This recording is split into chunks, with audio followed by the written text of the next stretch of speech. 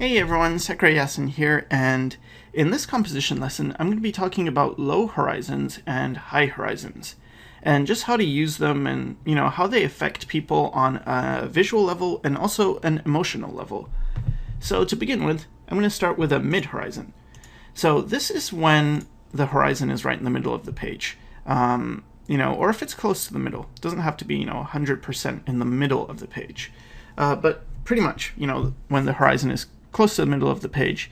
And this is an image, obviously, of a train and some train tracks. And the reason I chose that is because these tracks are pointing to the vanishing point.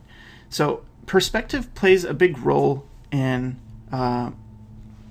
anything with, horizons. You got to think about the perspective. So this is a middle horizon. And now here we have a high horizon. So with a high horizon, of course, the horizon is higher up on the page. And this is also called a down shot because we're looking down, or it can be called a high angle shot. And now if you go high enough with the horizon, it's going to get you into a bird's eye view. And usually that's with the horizon off the page. Now here we have a low horizon image, and this is also called an upshot because we're looking up. And it's also called a low angle shot or a worm's eye view. So let's just compare all these first of all. So just visually, if we just focus on the silhouette, you can see in the first one, it's pretty boring because half the image is white, pretty much, and half the image is black. In the high horizon piece and the low horizon piece, it's a lot more interesting in terms of division.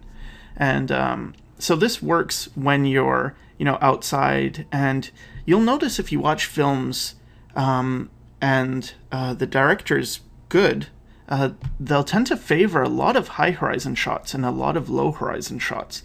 And you don't get too many mid horizon shots. And that's just because this is an easy way of getting better composition.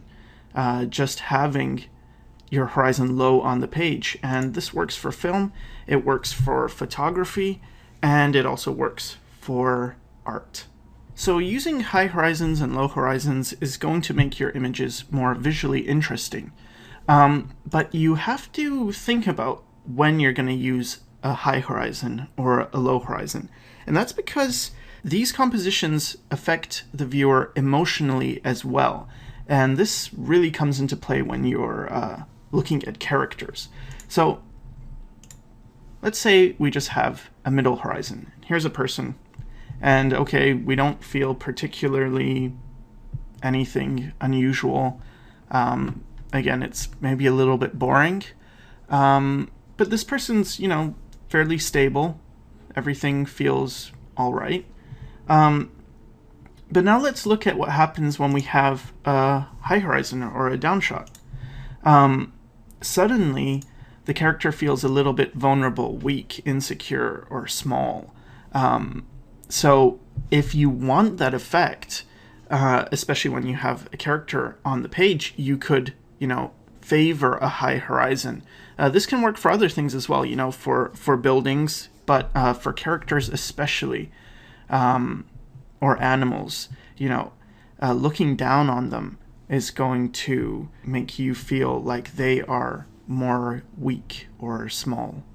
And the opposite is true for the low horizon. So here, the character appears a lot more intimidating or powerful or confident or just big. I mean, with a high horizon. If you want something to appear small, just go with a high horizon, make the thing small on the page.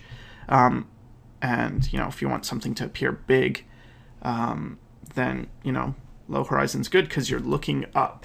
You're actually looking up at this person. So pretty much that's it. There's not much to understanding high horizons and low horizons, but when you start using them in your images a lot, and again, I really like low horizons, and I tend to favor having the horizon, pretty much as low as I can get it.